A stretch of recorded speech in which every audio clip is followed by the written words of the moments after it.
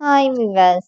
இன்னைக்கு March 26 Mahanadi serial என்னாச்சுன்னு சொல்லி பார்க்கலாம்க்கு முன்னாடி சேனல் சப்ஸ்கிரைப் பண்ணாதவங்க மறக்காம சப்ஸ்கிரைப் பண்ணுங்க.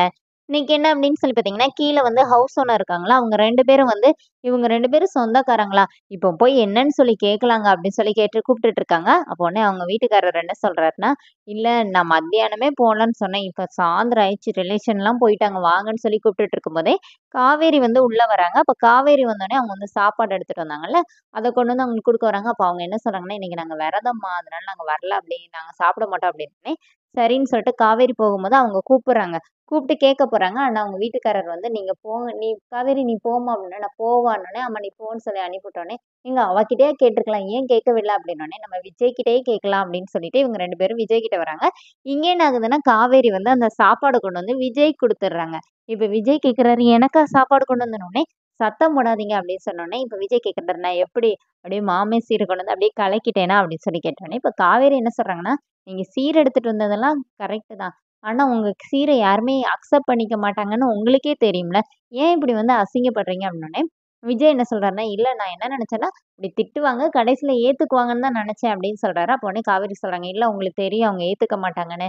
நீங்க வந்து நம்ம கல்யாணம் முடிஞ்ச புதுசுல வந்து எனக்கு உங்ககிட்ட பிடிக்காததே உங்க ஈகோ தான். நானும் ஒரு ஈகோயிஸ்ட் தான். ஆனா நம்ம 2 பேரும் சண்டை போட்டுட்டு அப்புறமா நம்மளாவே சரியாயிருவோம். இந்த மாரி நீங்க இன்னொருத்தவங்க முன்னாடி அசிங்கப்பட்டு நிக்கிறது எனக்கு பிடிக்கவே இல்ல.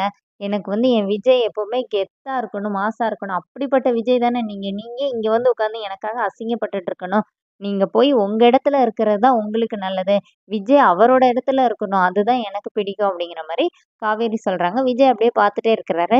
"நீ இல்லாம நான் போமாட்டேன்" அப்படின்னோனே, காவேரி அமைதியா அங்கருந்து போயிர்றாங்க.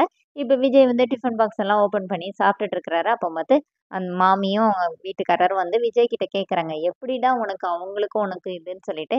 இப்ப விஜய் வந்து அந்த கதை, இந்த கதைன்னு என்னென்ன கதைலாமோ சொல்றாரு.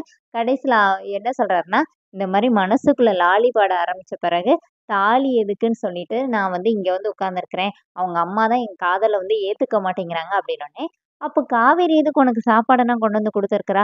அதுவும் அவ கழுத்துல தாலிலாம் இருக்குதேன்னு சொல்லிட்டு அவங்க அடுத்து வேற கொஸ்டின் கேட்குறாங்க. ஐயோ! இது வேற கேட்குறாங்களே! இப்ப நான் என்ன சொல்வேனோனே, இது ஒரு படத்த பார்த்துட்டு அவ கழுத்துல அவளே வந்து இந்த மாரி செயின போட்டுட்டு எனக்கு கல்யாணம் முடிஞ்சிருச்சுன்னு என்னை ஏமாத்திட்டாங்க. அப்டின்னோனே, "அது யார் உன்கிட்ட சொன்னா?" "காவேரி தான் சொன்னான்னோனே."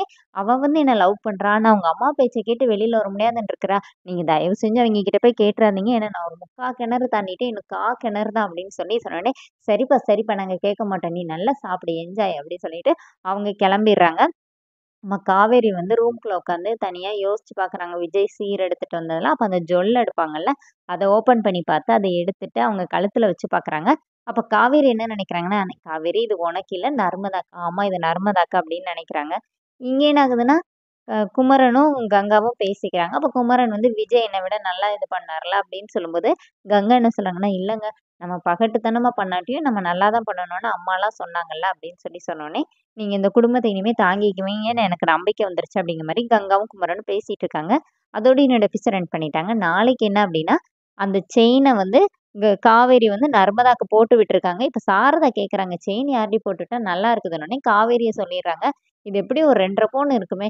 உனக்கு எப்படிடி கிடைச்சுச்சு?" அப்படிங்கிற மாரி கேட்டோனே, காவேரி திரு திருன்னு முழிச்சுட்டு உட்காந்துருக்காங்க. அதோட என்னோட எபிசோட் எண்ட் பண்ணியிருக்காங்க. Thank you.